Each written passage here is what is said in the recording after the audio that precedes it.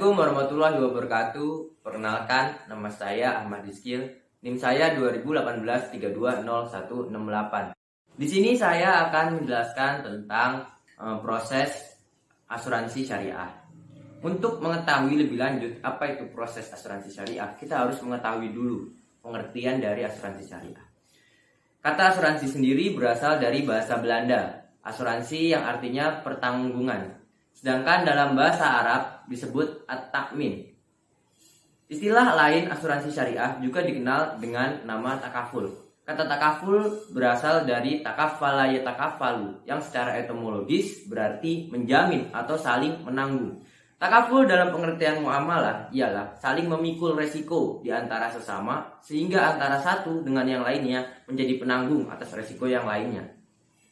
Kemudian ada dasar hukum asuransi syariah. Sebagian kalangan Islam beranggapan bahwa asuransi sama dengan menentang kodok dan kodat atau bertentangan dengan takdir. Tapi pada dasarnya Islam mengakui bahwa kecelakaan, kemalangan, dan kematian merupakan takdir Allah. Hal ini tidak dapat ditolak. Hanya saja kita sebagai manusia juga diperintahkan untuk membuat perencanaan untuk menghadapi masa depan. Sebagaimana Allah berfirman dalam suratnya Al-Hasyr ayat 18, "Hai orang-orang yang beriman, bertakwalah kepada Allah, dan hendaklah setiap diri memperhatikan apa yang telah diperbuatnya untuk hari esok. Dan bertakwalah kepada Allah, sesungguhnya Allah Maha mengetahui apa yang kamu kerjakan."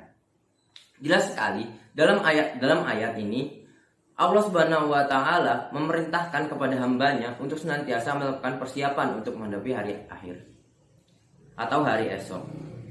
Sangat jelas dalam ayat tadi dianjurkan untuk berusaha menjaga kelangsungan kehidupan dengan memproteksi kemungkinan terjadinya kondisi yang buruk. Dan sangat jelas ayat-ayat tadi Allah menganjurkan adanya upaya-upaya menuju kepada perencanaan masa depan dengan sistem proteksi yang dikenali dalam mekanisme asuransi.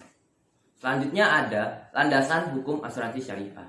Sumber hukum dari asuransi syariah adalah syariat Islam, terus juga ada Al-Quran, sunnah kebiasaan Rasulullah SAW, ijtima ulama, fatwa sahabat, qiyas, ihtisab, urf, tradisi, dan lain-lain.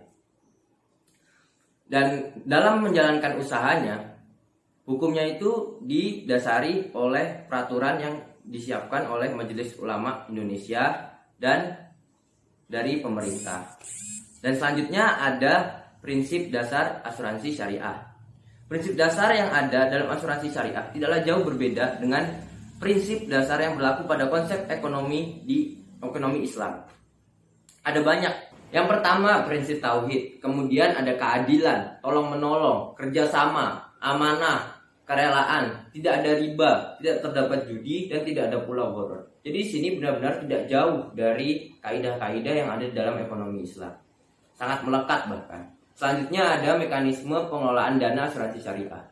Nah, ini yang harus kita bahas sesuai dengan apa yang ingin saya jelaskan tadi di awal, yaitu sistem operasional asuransi syariah atau takaful adalah bertanggung jawab, bantu-membantu, dan saling melindungi antara para pesertanya. Perusahaan asuransi syariah diberi kepercayaan atau amanah oleh para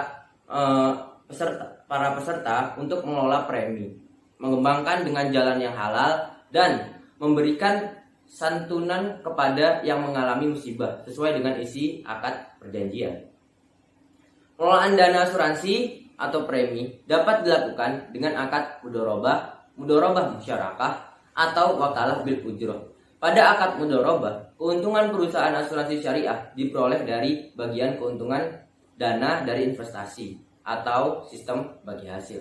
Para peserta asuransi syariah berkedudukan sebagai pemilik modal, dan perusahaan asuransi syariah berfungsi sebagai pihak yang menjalankan modal. Keuntungan yang diperoleh dari pengembangan dana itu dibagi antara para peserta dan perusahaan sesuai dengan ketentuan yang telah disepakati. Pada akad mudharabah musyarakah, perusahaan asuransi bertindak sebagai mudharib yang menyertakan modal atau dananya dalam investasi bersama dana para peserta. Perusahaan dan peserta berhak memperoleh bagi hasil dari keuntungan yang diperoleh oleh investasi. Sedangkan pada akad wakalah bil ujrah, perusahaan berhak mendapatkan fee sesuai dengan kesepakatan. Para peserta memberikan kuasa kepada perusahaan untuk mengelola dananya dalam hal kegiatan administrasi, pengelolaan dana, pembiayaan klaim, underwriting, pengelolaan portofolio. Nah, mekanisme pengelolaan dana peserta sendiri atau premi terbagi menjadi dua, yaitu ada sistem pada produk saving atau ada unsur tabungan. Setiap peserta wajib membayar sejumlah uang atau premi secara teratur kepada perusahaan. Besarnya premi diatur dengan ketentuan-ketentuan yang telah ditetapkan oleh perusahaan.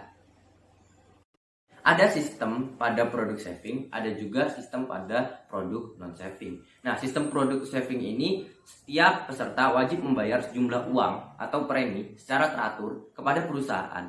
Besarnya premi yang dibayarkan tergantung kepada keuangan peserta. Akan tetapi, perusahaan menetapkan jumlah minimum premi yang akan dibayarkan.